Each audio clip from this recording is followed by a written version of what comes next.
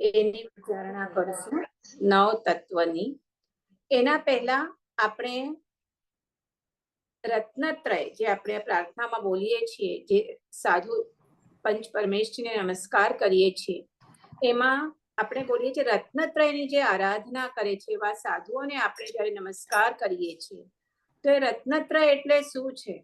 સમ્યક દર્શન, સમ્યક જ્ઞાન અને સમ્યક ચારિત્ર. બે વખત પહેલા આપણી વાત થઈ હતી કે એના વિશે તમે કહો, તો હવે આજે આના સંદર્ભમાં આપણું આવશે, ત્યારે મેં નહોતું લીધું. તો આ આપણે આવી રીતે સ્ટેપ બાય સ્ટેપ લઈશું. રત્નત્રય, સમ્યક દર્શન, સમ્યક જ્ઞાન, સમ્યક ચારિત્ર લઈ અને એ સમ્યક દર્શનના કારણભૂત 9 તત્વ જરૂરી છે અને એવી રીતે આપણે આ 9 તત્વનું આપણે સ્ટાર્ટ કરશું. તો સૌથી પ્રથમ તો આપણે ગયા વખતે 5 પ્રકારના જ્ઞાન એનું આપણે 2 સેશનમાં ડિટેલમાં સમજ્યું હતું. છેલ્લે લાસ્ટમાં થોડો ટાઈમ પણ આપણો અપ થઈ ગયો હતો એટલે મેં થોડુંક પછી વાઇન્ડ અપ કરી લીધેલું કે જ્ઞાનની આવશ્યકતા શી છે. આપણે જે જ્ઞાન મેં કીધું, આ જ્ઞાન આપણે જે જાણ્યું, તો એનું 1 મિનિટ, તો આ જ્ઞાનની આવશ્યકતા શું છે?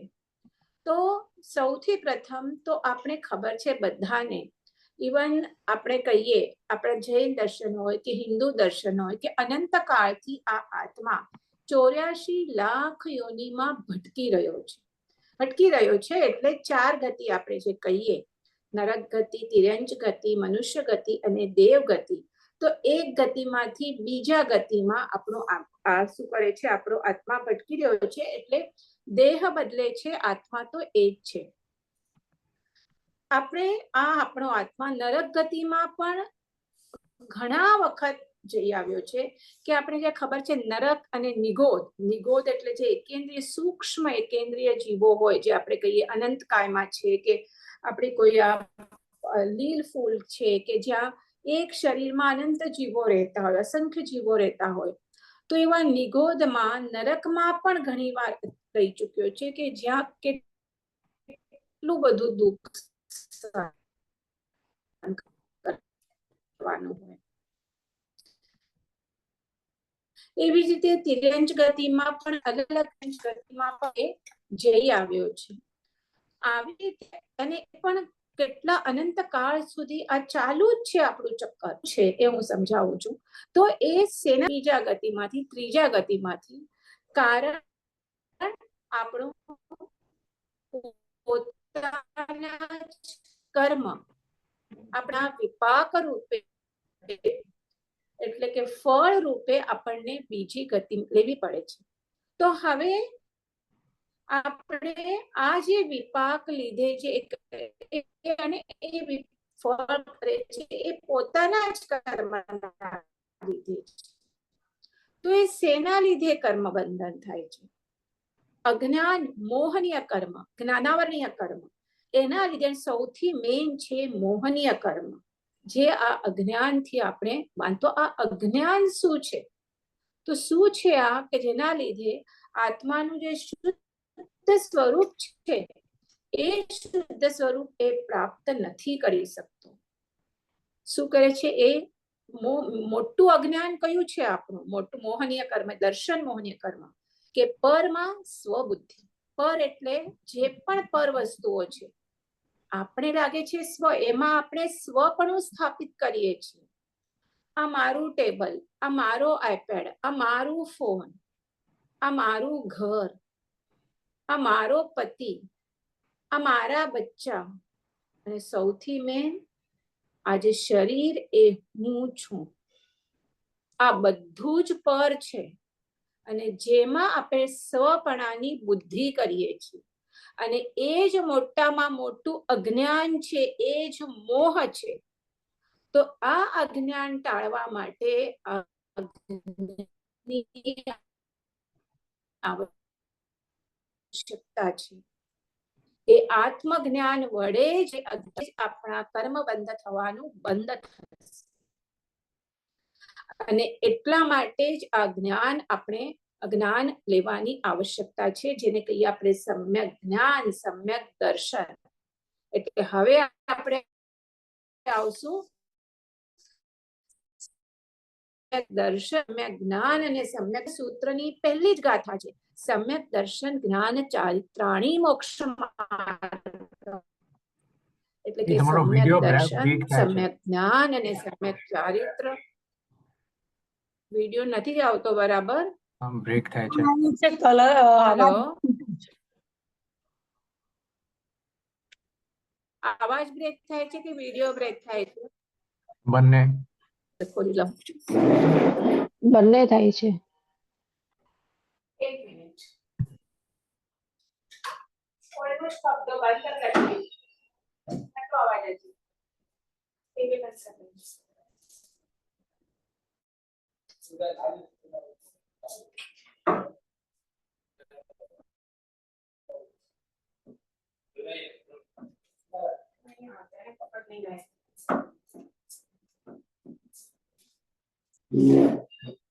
હવે જોજો ને, હવે અવાજ આવે છે બરાબર? ના આવે તો મને કહેજો. Then I have to change the place. Hello, આવે છે. અવાજ આવે છે બેટા? હવે આવે છે. હવે અવાજ આવે છે?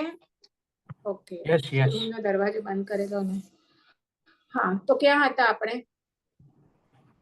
ઓકે, તો આ આઈ થિંક સમ્યક દર્શન, સમ્યક, હા.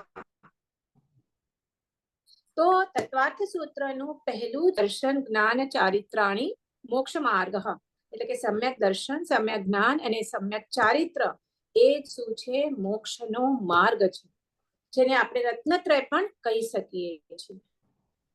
તો હવે સમ્યક, પહેલા તો આનો આપણે અર્થ સમજીએ. તો સમ્યક એટલે શું? સમ્યક એટલે સાચું, બરાબર? સમ્યક એટલે સાચું, યથાર્થ. અને સમ્યક દર્શન, પહેલા દર્શન, આજે શું કહેવાય, એ જે લિંગ છે, આપણે લિંગ ના કહેવાય, એટલે બેઝિકલી સમ્યક દર્શન, સમ્યક જ્ઞાન અને સમ્યક ચારિત્ર, આવી રીતે એનો ક્રમ છે. ક્રમ છે. આપણે સમ્યક જ્ઞાન એટલે શું છે અને સમ્યક ચારિત્ર એટલે શું છે, અને એના માટે આ સમ્યક દર્શન થવા માટે 9 તત્વની જરૂર છે. તો સમ્યક એટલે સાચું અને દર્શન એટલે શ્રદ્ધા. જૈન આપણે દર્શનનો અર્થ લઈએ તો ગુજરાતીમાં દર્શનના ઘણા અલગ અલગ અર્થ થાય. સૌથી પ્રથમ તો દર્શન એટલે કહીએ આપણે પરમાત્માના દર્શન કરીએ છીએ. બીજો અર્થ થાય દર્શન એટલે ફિલોસોફી, જે જૈન દર્શન છે, હિન્દુ દર્શન, શબ્દનો અર્થ થાય છે ફિલોસોફી. જ્યારે અહીંયા આપણે કહીએ છીએ સમ્યક દર્શન, દર્શન એટલે રુચિ, શ્રદ્ધા. સમ્યક દર્શન એટલે સાચી શ્રદ્ધા. તો કોના ઉપર સાચી શ્રદ્ધા કરવાની છે? એટલે અહીંયા જ્યારે આપણે કોઈ પણ વસ્તુનો યથાર્થ બોધ થાય, યથાર્થ એટલે સાચો બોધ થાય આપણે, તો એના પ્રત્યે આપણી પરમ રુચિ, પરમ શ્રદ્ધા, એ છે આ સમ્યક દર્શન. જે પદાર્થ જેવો છે એને પહેલા તો એને એટલે જ્ઞાનીએ જેવો કહ્યો છે એ પદાર્થ તેવો જ છે એવી અચલ શ્રદ્ધા, એ છે સમ્યક દર્શન, કે જેને આપણે કહીએ સમ્યક્ત્વ. અને જે છે સમ્યક દર્શન અથવા સમ્યક્ત્વ, કે જે છે આપણા મોક્ષ માર્ગ માટે મોક્ષની રિઝર્વ ટિકિટ. એક વખત તમે વેરી વેરી વેરી ઇમ્પોર્ટન્ટ સમ્યક દર્શન, કારણ આ કાળમાં અવસરપીણી કાળમાં ભરત ક્ષેત્રમાં હમણાં મોક્ષ ડાયરેક્ટ તમે જઈ નથી શકતા. આપણે જ્યારે કોસ્મોસ શીખ્યા હતા ત્યારે આપણે જોયું હતું, કોસ્મોલોજી શીખ્યા હતા, કાળચક્ર શીખ્યા હતા ત્યારે આપણે જોયું હતું કે મહાવિદ્ય ક્ષેત્રમાંથી ડાયરેક્ટ મોક્ષ જઈ શકાય, કારણ ત્યારે કાયમ માટે ત્યાં ચોથા આરા જેવું હોય. પણ આ ભરત ક્ષેત્ર અને ઉપર કયું છે, બીજું કયું ક્ષેત્ર છે બોલો? મહાવિદ્ય ક્ષેત્રમાં તો હંમેશા ચોથા કાળ જેવો હોય. 3 ક્ષેત્ર છે. ઐરાવત ક્ષેત્ર. તો ઐરાવત ક્ષેત્ર અને ભરત ક્ષેત્ર જ્યાં એક સરખો કાળ હોય, પંચમ કાળ છે, તો અહીંયાથી ડાયરેક્ટ મોક્ષ શક્ય નથી, પરંતુ સમ્યક દર્શન કરવું શક્ય છે. અને જે સમ્યક્ત્વ પ્રાપ્ત થયું, એક વખત થયું, તો પછી તમારું હવે 84 લાખનું ચક્કર ફરવાનું બંધ. પછી કેટલા જલ્દી તમે 15 ભાવમાં મોક્ષ જઈ શકો છો, 3 ભાવમાં મોક્ષ જાઓ છો, કે અર્ધ પરાવર્તનમાં જાઓ છો, એ તમારા ઉપર છે. પણ એક વખત સમ્યક દર્શન પ્રાપ્ત થઈ જાય પછી મોક્ષની ટિકિટ રિઝર્વ. અને એટલા માટે જ સમ્યક દર્શન પ્રાપ્ત કરવું અત્યંત જરૂરી છે, ઇમ્પોર્ટન્ટ છે.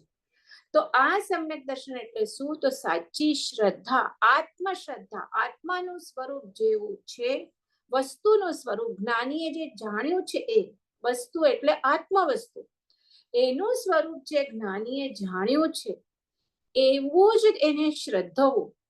બરાબર છે? એ છે સમ્યક દર્શન. એટલે આત્મા અને દેહ એનો ભેદ આપણે સમજીએ છીએ કે ભાઈ આ આત્મા જુદો છે, દેહ જુદો છે.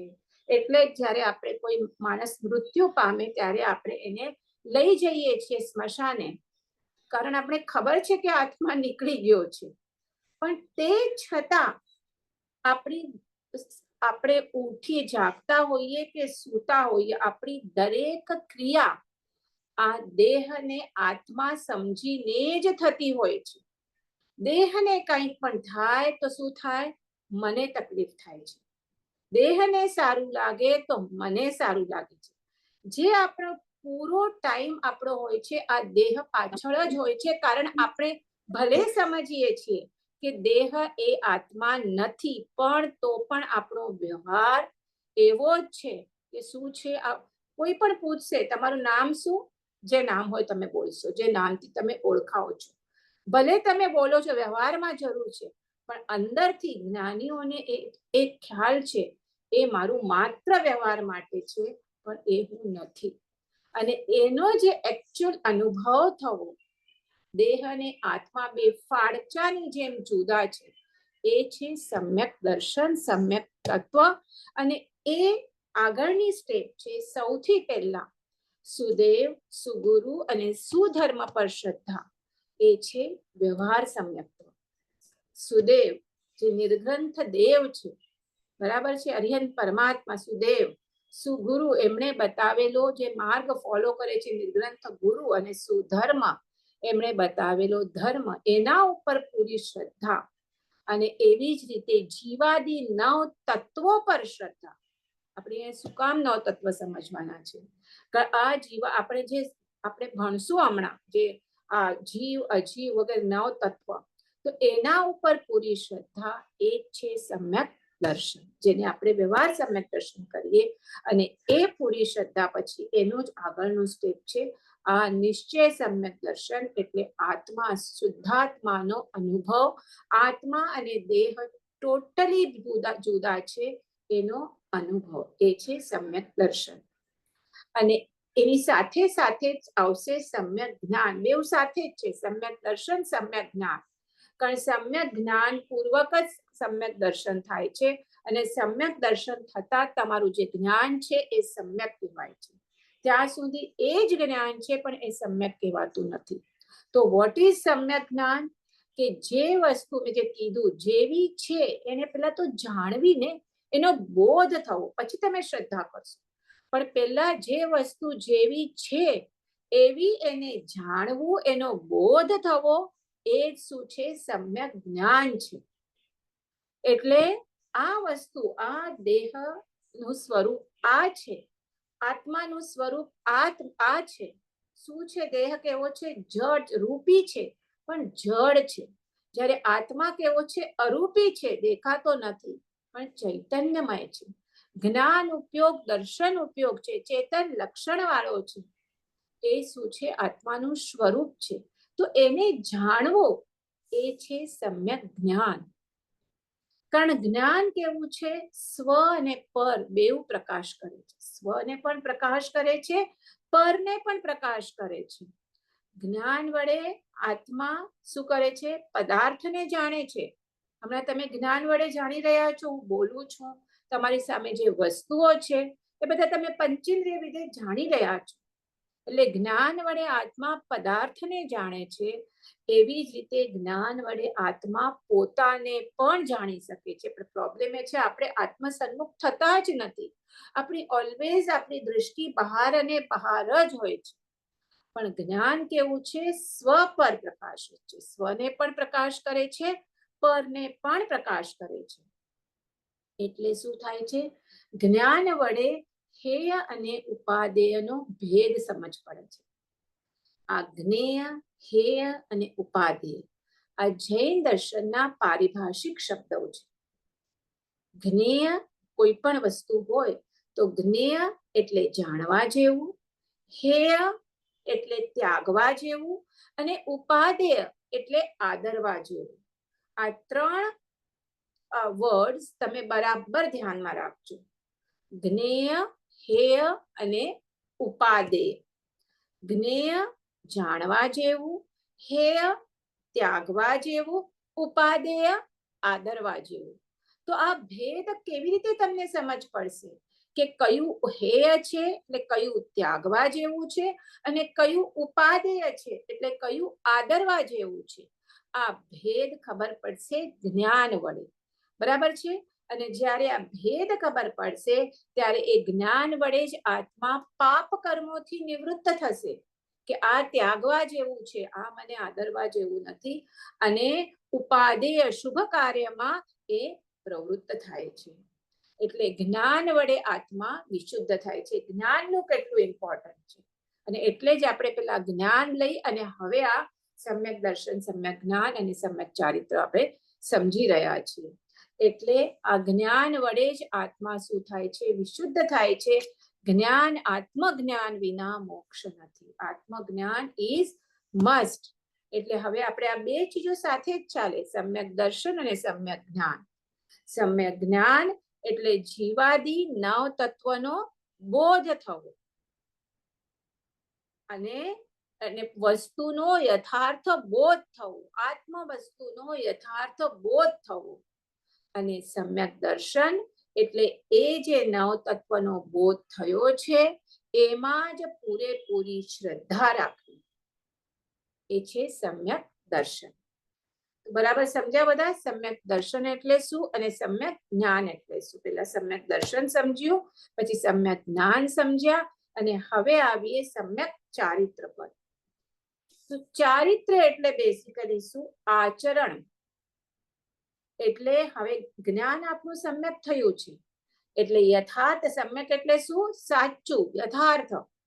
તો યથાર્થ જ્ઞાન પૂર્વક અસત્ક્રિયામાંથી નિવૃત્તિ. કારણ હવે જ્ઞાન થયું છે, આપણે ખબર પડે છે કે આ પાપ કર્મ છે, તો એના પ્રત્યે નિવૃત્તિ, અને સત્ક્રિયામાં જે યોગ્ય ક્રિયા છે, સત્ક્રિયામાં પ્રવૃત્તિ કરવી, એટલે આચરણ કરવું.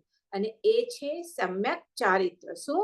યથાર્થ જ્ઞાન પૂર્વક અસત ક્રિયામાંથી નિવૃત્તિ અને સત્ક્રિયામાં પ્રવૃત્તિ.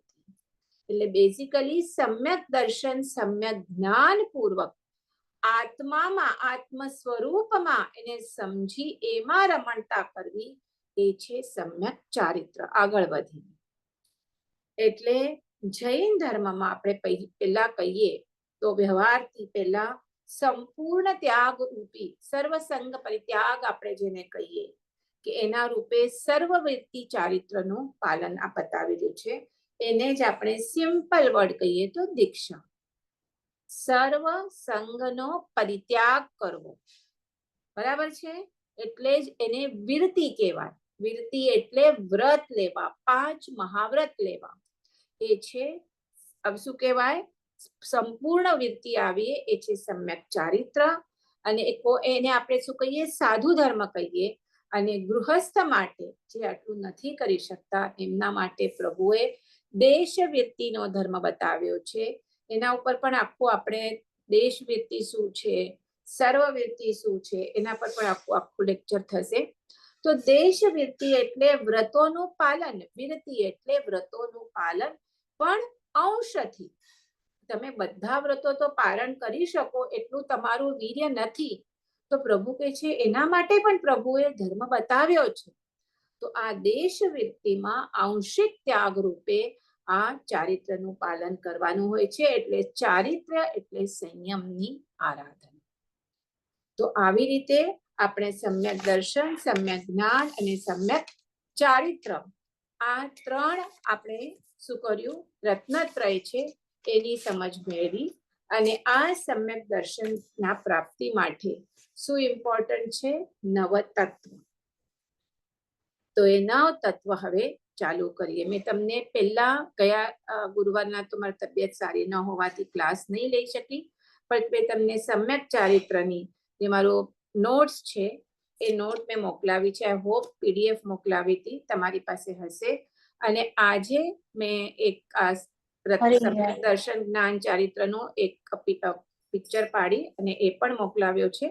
તો એ તમારી પાસે રાખજો, તમને રિફર કરવા માટે આ બેઉ કામ લાગશે. સોના બહુ મસ્ત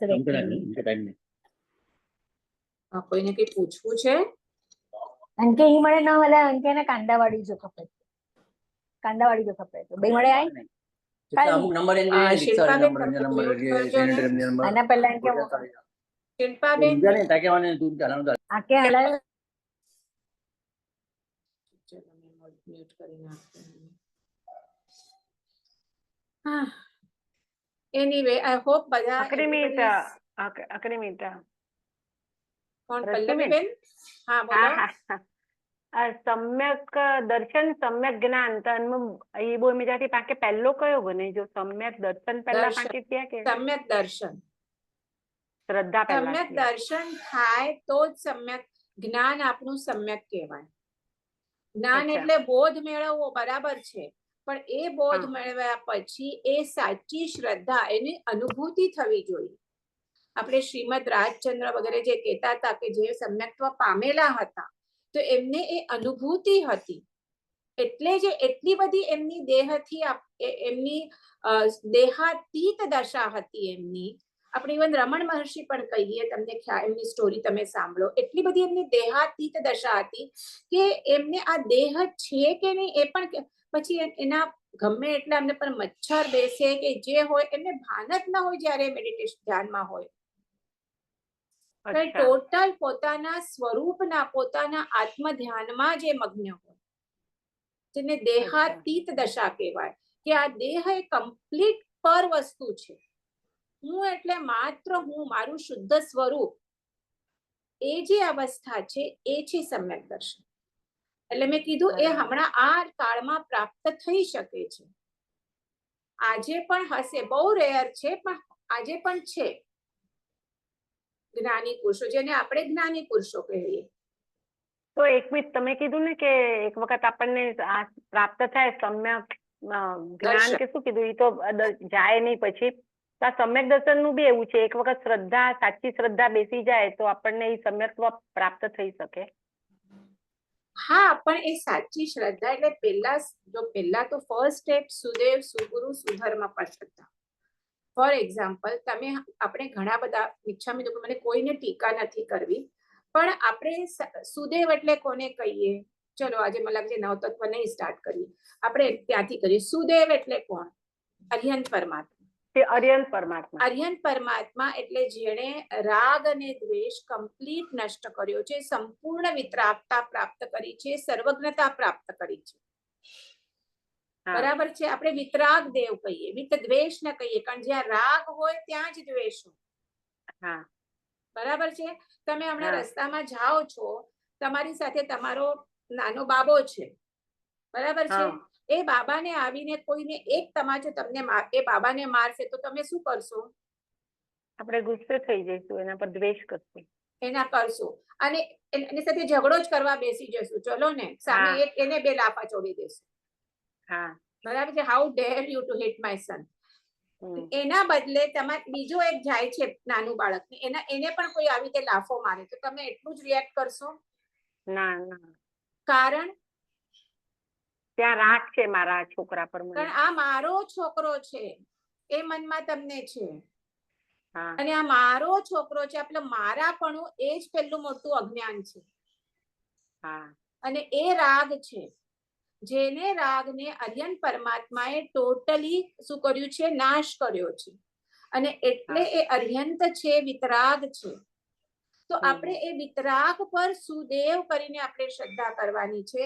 જે આ બીજા દેવ દેવીઓ છે, આપણે કોઈ પ્રત્યે દ્વેષ ભાવ નથી. બધા જ હિન્દુના જે દેવ દેવી આટલું વિતરાગપણું કયા દેવમાં છે? એમનું પહેલું જ હોય કે જે ભક્ત હોય એનું શું કરે? એના પર પ્રસન્ન થાય. કલ્યાણ જે કરે. ભક્તને જે ત્રાસ આપે, રાક્ષસ વગેરે, એને શું કરે? એનો નાશ એમનો કરે. નાશ કરે. તો એ વિતરાગ થયા? ના. પણ તો પણ આપણે બધાની પૂજા કરીએ છીએ, જઈએ છીએ. સિદ્ધિ વિનાયક હા. જાઓ છો હા તો એ વિતરાગ દેવ થયા? ના ના બિલકુલ નહીં. તો હું એ જ કહું છું, આપણે કોઈનું આપણે ઓલું નથી કરવું, પણ સુદેવ એટલે જે સંપૂર્ણ વિતરાગ છે એ જ મારા દેવ છે. મેં હમણાં કથાનું યોગ હમણાં આપણું ચાલે છે, એમાં હું હેમચંદ્રાચાર્યની કથા કહેવાની હતી. હેમચંદ્રાચાર્ય અને સિદ્ધરાજ જયસિંહ જે ગુજરાતના રાજા હતા, એ એમને એક ગુરુ પદે નહોતા માનતા, પણ એમનો બહુ જ સારા રિલેશન હતા. કોની સાથે? હેમચંદ્રાચાર્ય સાથે. એમને હંમેશા સાથે રાખે, પોતાના રાજસભામાં ઘણું માન આપે, બધું કરે. એમની સાથે એ પાલીતાણાને ગયા હતા જાત્રા કરવા. તો હેમચંદ્રાચાર્યને પણ એ શિવ ભક્ત હતા મારા ખ્યાલ પ્રમાણે, જૈન નહોતા ફોલો કરતા, પણ એમને ઇઝ ઇટ ઓકે બધાને હું વચમાં આપણે આ થયા છીએ? હા હા મિસ ચાલશે. બીજા બધાને હા હા બેઝિકલી સમ્યક દર્શન. તો પછી વી વિલ સ્ટાર્ટ નાઉ, તો નેક્સ્ટ ટાઈમ. બેઝિકલી સુદેવ શું છે હું સમજાવું છું. તો એ જ્યારે એ પણ ગયા પાટણ, પાટણ નહીં, પાટણ જ મને લાગે છે. વેરાવળ પાસે કયું છે? પ્રભાસ પાટણ ને? પ્રભાત પાટણ. હા, પ્રભાસ પાટણમાં ઓલું કયું મોટું મંદિર છે શંકરનું? શું નામ છે એનું? એનું નામ નથી ખબર, પણ ત્યાં જ્યોતિર્લિંગમાંનું એક છે. એક મિનિટ. અરે હું વેરાવળ ને કયો દરાસરા શંકર, અરે આ મને મોઢા પર છે, ભૂલી ગઈ. એનીવે, પણ મોટું જેમ આપણું કેમ પાલીતાણા ને ગિરનાર ને શંખેશ્વર, એવી રીતે એમનું મોટું એ ત્યાં મંદિર છે. Somnath, yes yes, Somnath. તો એ ત્યાં ગયા. હવે સોમનાથ તમે રાજા સાથે ગયો છો, શંકર ભગવાનના આમાં જાઓ છો, તમે એમ જ તો ના ઉભી રહી શકો. એનો સ્તુતિ તો તમને કરવી જ પડે. તો આ હેમચંદ્રાચાર્ય એટલે મહાગીતાર્થ જ્ઞાની ગુરુ ભગવાન હતા. એમણે શું કીધું? ફરી મને એક્ઝેક્ટ મારી સાથે અમે ઓલો નોટ્સ નથી, કે હે શંકર, તું ભલે શંકર હો કે બ્રહ્મા હો કે વિષ્ણુ હો, જે પણ કઈ હો, પણ તું જો વિતરાગ હો તો મને તારા વંદન. આવી રીતે સ્તુતિ કરે છે. એટલે જો તું વિતરાગ હોય તો, એટલે આવી, મને એક્ઝેક્ટ વર્ડ નથી, પણ બેઝિકલી જે વિતરાગ છે ના તો પાડી ન શકે, પણ તું વિતરાગ હોય તો પછી જે પણ હોય ને, આપણે તો નમો અરિયંતાણમ નમો સિદ્ધાણમ માં કોઈ એક ભગવાનને નથી વંદન કરતા. જે એ સ્ટેજ પર પહોંચ્યા છે બધાને મારા વંદન. એટલે એવા જે વિતરાગ દેવ છે એ મારા સુદેવ છે. એમને જે ફોલો કરે છે એ સુગુરુ છે. એમણે જે જે આપણે સમ્યક ચારિત્રમાં જોયું, પંચ મહાવ્રત વગેરે, એમને જે નિર્ગ્રંથ માર્ગ બતાવેલો છે, નિર્ગ્રંથ માર્ગ પહેલું છે એમાં રાગ દ્વેષ કષાયનો જે જય કરે છે એવા સાધુ ભગવંતોની પણ બધી આપેલી છે. એવા જે છે એ સાધુ ભગવંત એ મારા ગુરુ છે, અને એમણે જે પ્રરૂપેલો ધર્મ છે એ સુધર્મ છે. તો એવી જે પાકી શ્રદ્ધા, એ બેઝિક, એ પહેલા વ્યવહાર સમ્યક દર્શન છે. અને જે નવ તત્વ છે, કયા છે નવ તત્વ? જીવ, અજીવ, પછી પુણ્ય, પાપ, આશ્રવ, સંવર, નિર્જરા, બંધ અને મોક્ષ, જે આપણે હમણાં જોવાના છીએ. એ શું છે આપણે સ્ટાર્ટ કરી દેશું. તો તો આ જે 9 તત્વ છે એના ઉપર પૂરી શ્રદ્ધા એ છે સમ્યક દર્શન. અને પછી એનાથી આગળ વધીએ જીવ અને અજીવ. તો આ જીવ એટલે કેવળ હું મારું એ શુદ્ધ સ્વરૂપી, બાકી બધું અજીવમાં આવે. ખાલી આ જળ પૂતગલ અજીવમાં ન આવે, પણ તમારા જ્યારે જીવ તત્વની વાત કરો ત્યારે બીજા બધા પરમાં એની શ્રદ્ધા અને એનો અનુભવ એ છે સમ્યક દર્શન. અને જ્યારે એ સમ્યક દર્શન થાય ત્યારે તમારું જ્ઞાન સમ્યક જ્ઞાન કહેવાય. એ જ જ્ઞાન સમ્યક જ્ઞાન કહેવાય. ત્યાં સુધી તમારું બધું જ્ઞાન, તમારું લૌકિક જ્ઞાન બધું મિથ્યા જ્ઞાન કહેવાય. ઓકે, તો આઈ એમ નાઉ હવે we are continuing with now તત્વ. હજી વાર છે અડધો કલાકની. તો હવે આઈ એમ સ્ટાર્ટિંગ વિથ ધ નવ તત્વ. તો આપણે જે આપણું જૈન શ્રુત જ્ઞાન છે, આપણે હમણાં જ 5 પ્રકારના જ્ઞાન જોયા. કયા છે 5 પ્રકારના જ્ઞાન? હર્ષ બોલતો ફટાફટ. મતિ જ્ઞાન, શ્રુત જ્ઞાન, અવધિ જ્ઞાન, મનપર્ય જ્ઞાન અને કેવળ જ્ઞાન. વેરી ગુડ, બરાબર છે. તો આ 5 પ્રકારના જ્ઞાન છે, જેમાં હમણાં તો આપણું શું છે મતિ જ્ઞાન અને શ્રુત જ્ઞાન જ છે આપણી પાસે.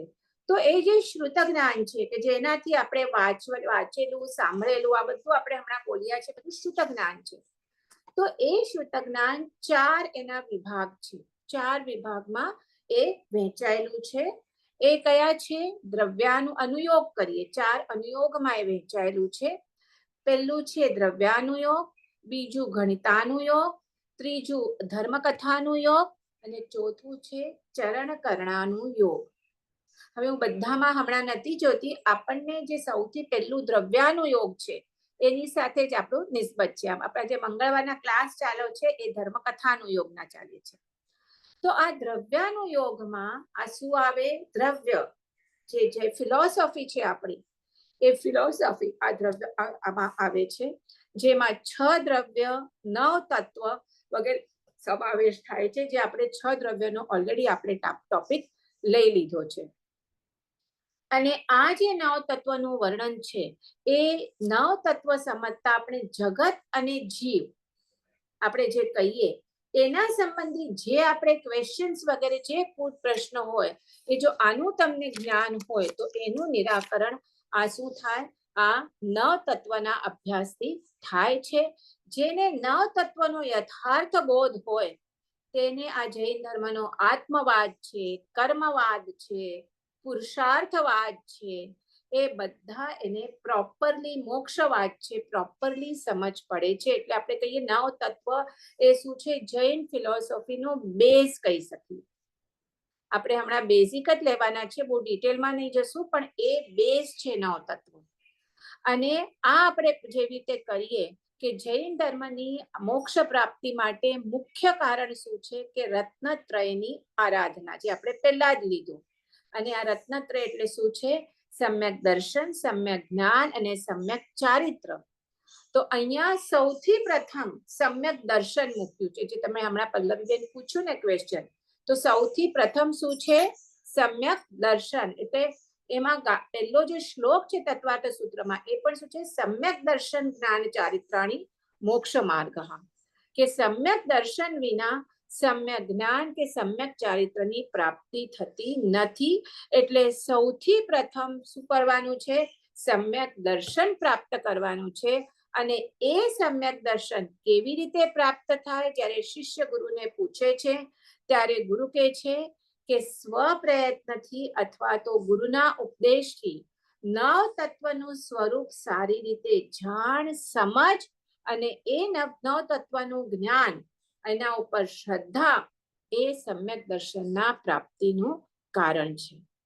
તો આવી રીતે આ 9 તત્વ આપણા જૈન ધર્મમાં બહુ જ ઇમ્પોર્ટન્ટ છે. તો હવે પાછું એક વખત રિપીટ કરું છું. કયા છે 9 તત્વ? જીવ, અજીવ, પુણ્ય, પાપ, આશ્રવ, સંવર, નિર્જરા, બંધ અને મોક્ષ.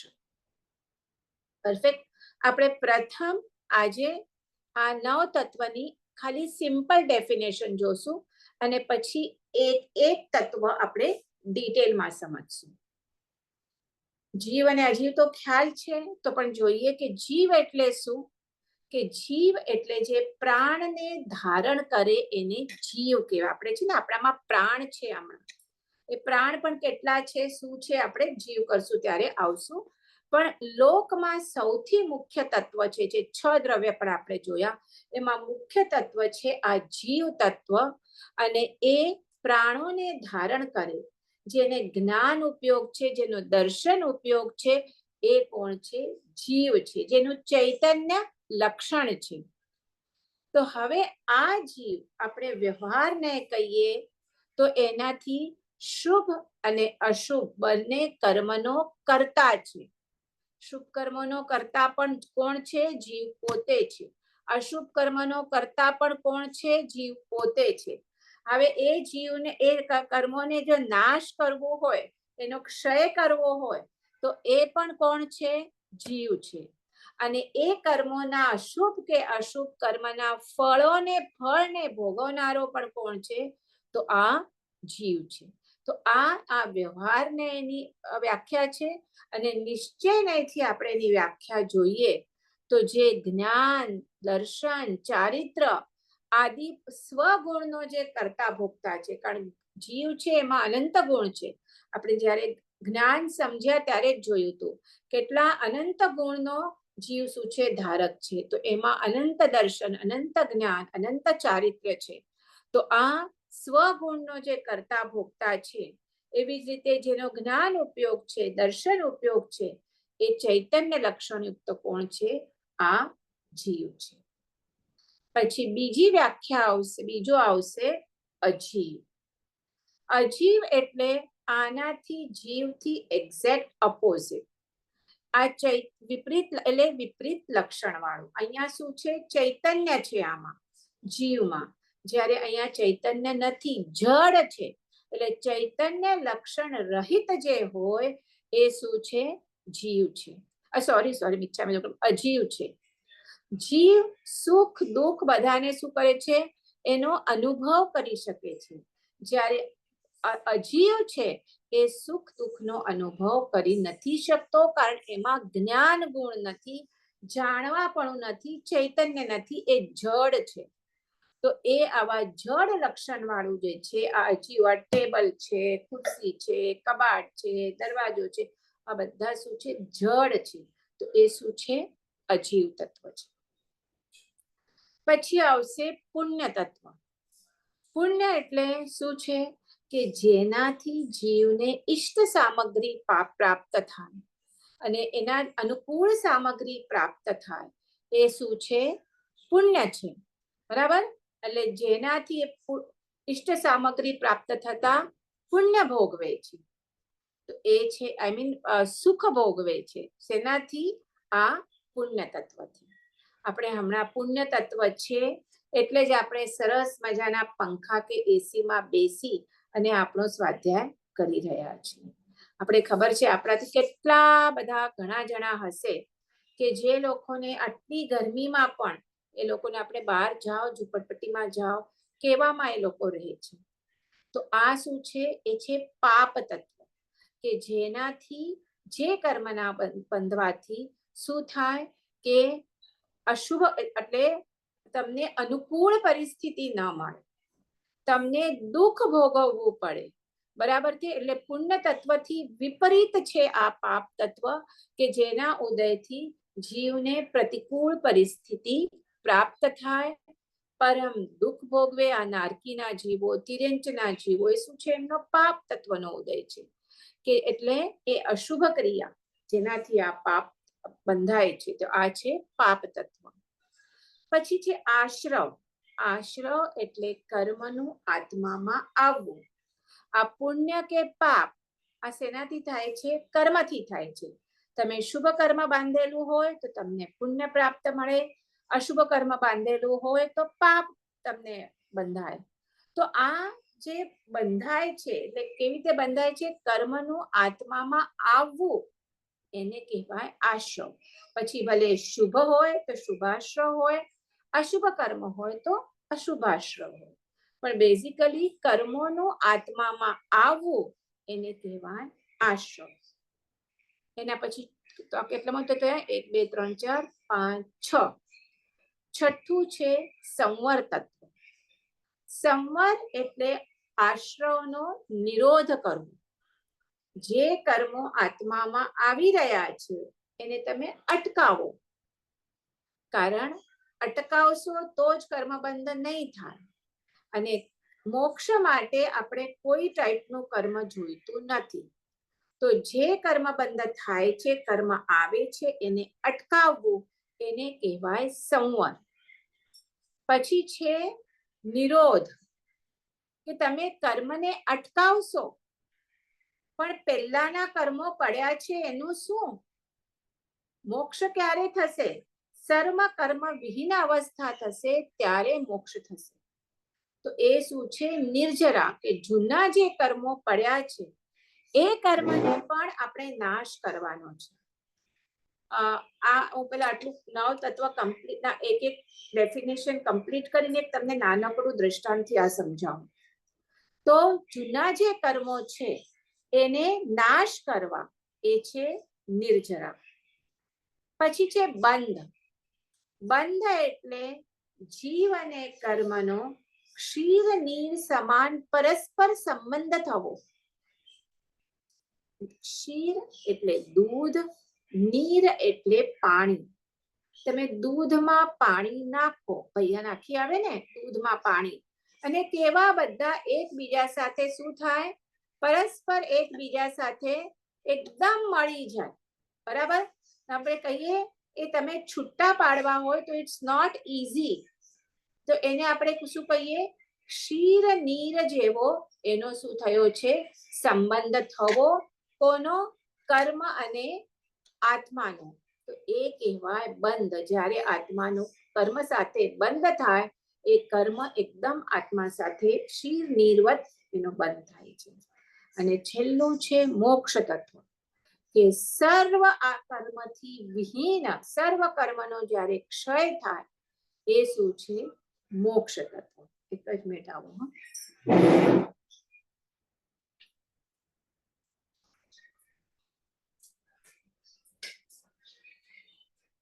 બંધ કરીને અહીંયાથી ક્લોઝ ઓકે. ના ના પણ બંધ્યો તમને અવાજ ન આવે તો મને કહેજો.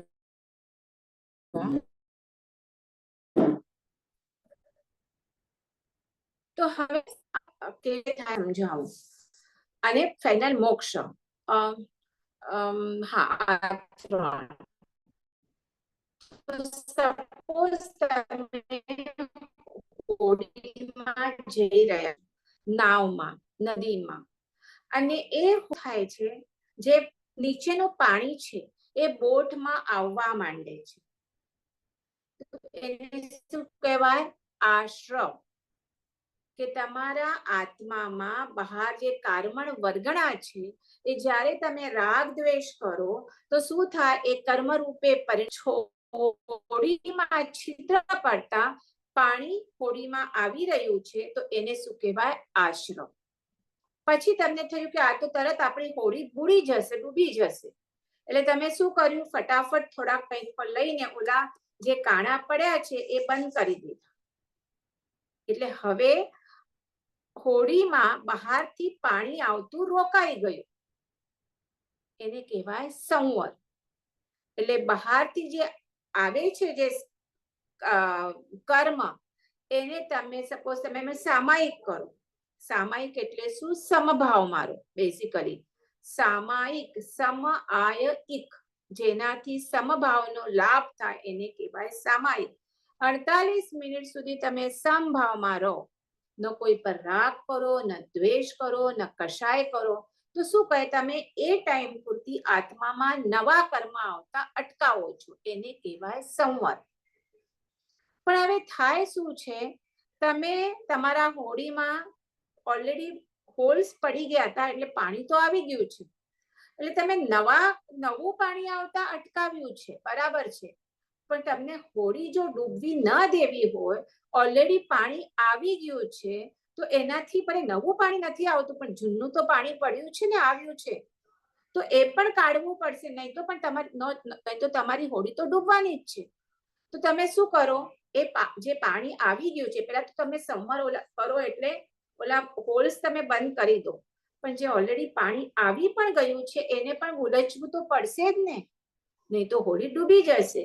તો એ જે તમે ઉલેચવાનું કામ કરો છો, અર્થાત જે તમારા આત્મામાં ઓલરેડી પેલા આટલો ટાઈમથી અનંત કાળથી જે કર્મો આપણે બાંધ્યા છે, એ કર્મનો જે આપણે ક્ષય કરીએ છીએ તપ વડે કે જે પણ વડે, એને કહેવાય નિર્જરા. કે જૂના કર્મ પડ્યા છે એનો ક્ષય કરવો. એટલે 3 ચીજો ઇમ્પોર્ટન્ટ છે: આશ્રવ, નવા કર્મ આતા રોકો, એટલે એને રોકવા, અને નિર્જરા એટલે જે ઓલરેડી કર્મો છે એને પણ શું કરવા, એને પણ નાશ કરવો. અને આવી રીતે બધા કર્મનો ક્ષય કરીએ તો શું થાય, મોક્ષ પ્રાપ્તિ થાય.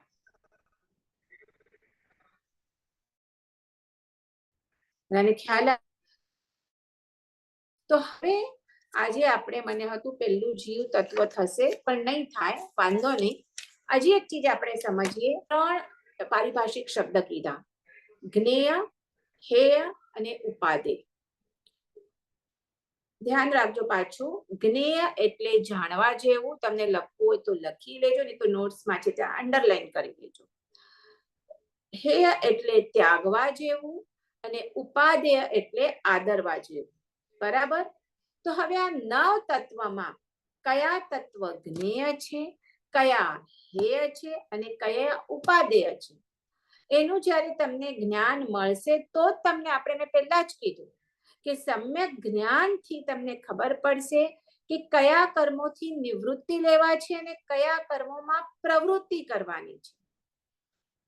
તો અહીંયા સૌથી પ્રથમ જીવ અને અજીવ શું છે, જ્ઞેય છે. જાણવા જેવા તો બધા જ છે, બરાબર છે, પણ અહીંયા મેં 9 તત્વો, પણ પ્રથમ જે મેન આપણે કહીએ જીવ તત્વ અને અજીવ તત્વ એ જ્ઞેય છે. એનું તમે પહેલા સ્વરૂપ જાણો, સમજો. પછી આવશે પાપ તત્વ, પાપ, આશ્રવ અને બંધ. આશ્રવ એટલે કર્મોનું આવવું, એ પણ આપણા માટે હેય છે, નથી જોઈતું. એટલે પાપ કર્મ, અશુભ કર્મ આપણે નથી જોતા. અને એટલે જે બંધ થાય છે આત્મા અને કર્મનો, એ એકબીજા સાથે બંધ પણ નથી, આપણે ન જોઈએ. એટલે આ બધું શું છે, હેય એટલે ત્યાગવા જેવું છે. આશ્રવને પણ ત્યાગવાનું છે, પાપ તત્વને પણ ત્યાગવાનું છે, અને બંધને પણ ત્યાગવાનું છે. પછી આવશે પુણ્ય તત્વ.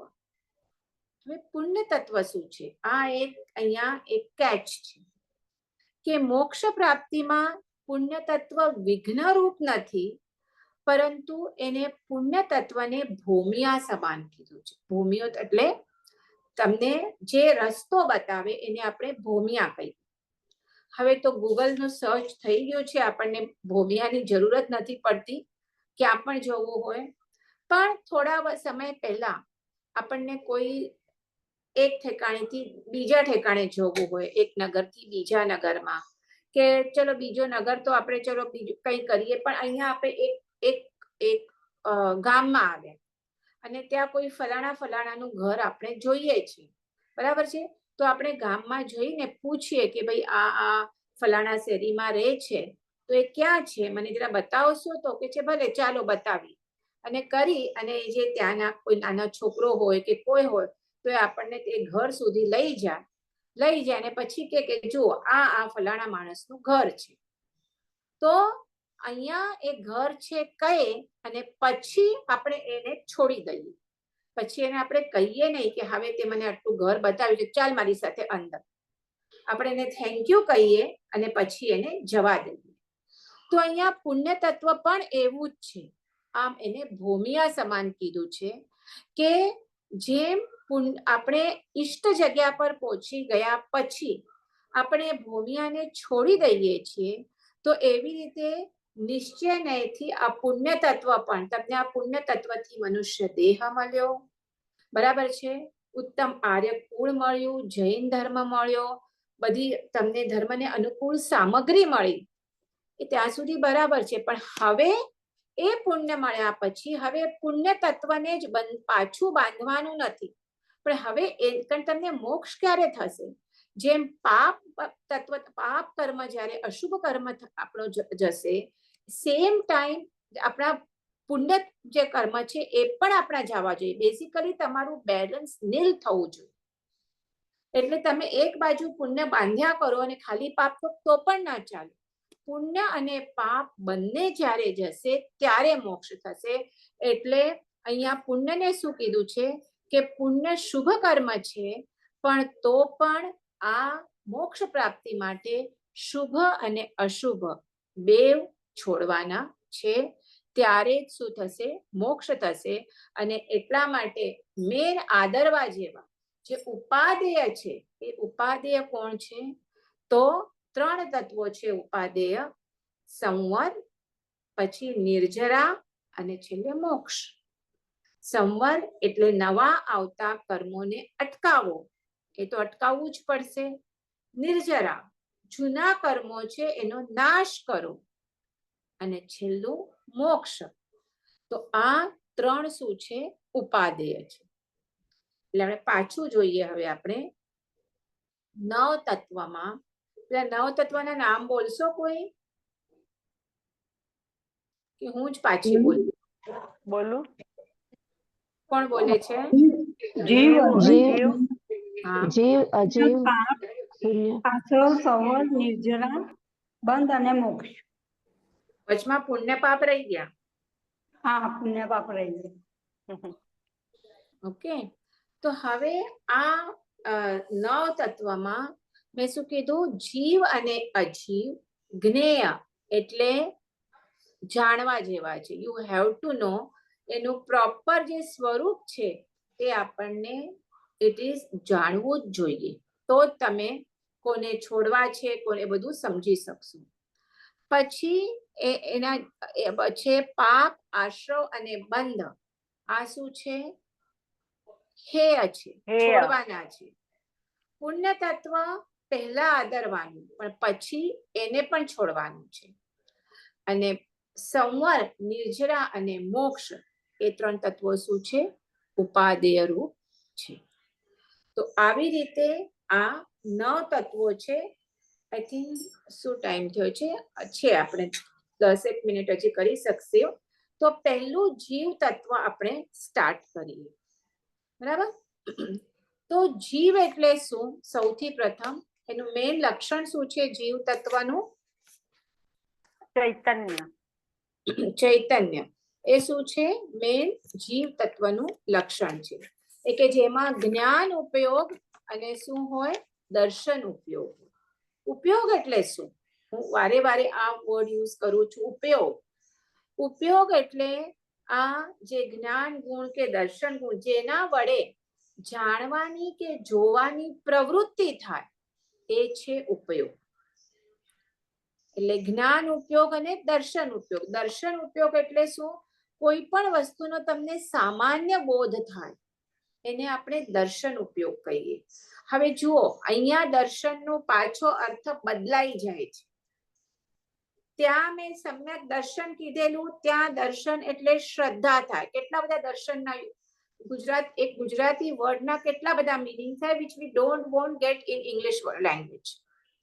જ્યારે અહીંયા દર્શન ઉપયોગ એટલે કે જ્યારે તમને સામાન્ય બોધ થાય, એને કહેવાય દર્શન, દર્શન ઉપયોગ. અને જ્યારે જ્ઞાન ઉપયોગ એટલે એ જ વસ્તુનો જરા વિશેષ રૂપે બોધ થાય, તો એને કહેવાય જ્ઞાન ઉપયોગ. તો આ શું છે? અહીંયા જીવના લક્ષણ એટલે શું? કે જેનામાં ચૈતન્ય હોય, એટલે જ્ઞાન ઉપયોગ અને દર્શન ઉપયોગ હોય, એ શું છે? જીવ છે. અને કેવો છે? અનાદિ કાળથી આ જીવ છે અને એ શાશ્વત છે, એટલે કાયમ રહેવાનો છે. આપણો આ દેહ છે નષ્ટ થઈ જશે, બરાબર છે? અને શું કહેવાય? એ નિત્ય નથી, અનિત્ય છે. તમે જ્યારે જીવ અને આત્મા, દેહ અને આત્મા છૂટો પડશે, તો દેહને શું કરશે? બાળી આવશે, રાખ થઈ જશે. પણ જીવ તો એક આ છોડશે, એક કલેવર છોડશે તો તરત બીજો દેહ લેશે. એટલે શાશ્વત છે, નિત્ય છે. અને એટલે જીવ એટલે શું કહેવાય? પ્રાણોને ધારણ કરે એ જીવ. 10 પ્રકારના પ્રાણ બતાવેલા છે પ્રાણના. આમ દ્રવ્ય પ્રાણ અને ભાવ પ્રાણ એના બે આપણે કહીએ તો બે ભેદ થાય છે. અને જીવ એટલે આપણે કહીએ આમાં પ્રાણ છે તો 10 પ્રકારના પ્રાણ બતાવ્યા છે. તો એ 10 પ્રકારના પ્રાણ કયા કયા છે? 5 ઇન્દ્રિય બધાને ખબર છે, બોલતી નથી. પછી 3 યોગ, મન, વચન અને કાયા. અહીંયા યોગ એટલે ક્રિયા. આપણે પાછું છેલ્લે આપણે યોગનો ટોપિક પણ લેવાના છીએ, ત્યાં યોગનો મીનિંગ અલગ થશે. અહીંયા જે મન યોગ, વચન યોગ, કાય યોગ એટલે મનની ક્રિયા, વચનની ક્રિયા અને કાયાની ક્રિયા. આ 3 યોગ કેટલા થયા? 5 ઇન્દ્રિય અને 3 યોગ 8 થયા. પછી શ્વાસોશ્વાસ, પ્રાણ ધારણ કરે એટલે આપણે પહેલા જોઈએ ને શ્વાસ ચાલે છે કે નહીં. શ્વાસ ન ચાલતો હોય તો કહીએ કે આનાથી પ્રાણ નીકળી ગયા છે. ભલે એકદમ નિશ્ચેત પડ્યો હોય પણ જોઈએ શ્વાસ ચાલતા હોય તો હજી પ્રાણ છે. તો આ શ્વાસોશ્વાસ અને આયુષ્ય જેટલું હશે એટલા તમારું આ રહેશે. એટલે આ 10 પ્રાણ છે, 5 ઇન્દ્રિય, 3 યોગ, શ્વાસોશ્વાસ અને આયુષ્ય. અને જે આ શું છે? દ્રવ્ય પ્રાણ કહેવાય. હવે આ હું પંચેન્દ્રિયના હિસાબે કહું છું. આપણે પાછા જ્યારે જેમ ઇન્દ્રિય ઓછા થશે તો પ્રાણ પણ 10 ના બદલે ઓછા થઈ જશે. એ આપણે પછી જોઈએ.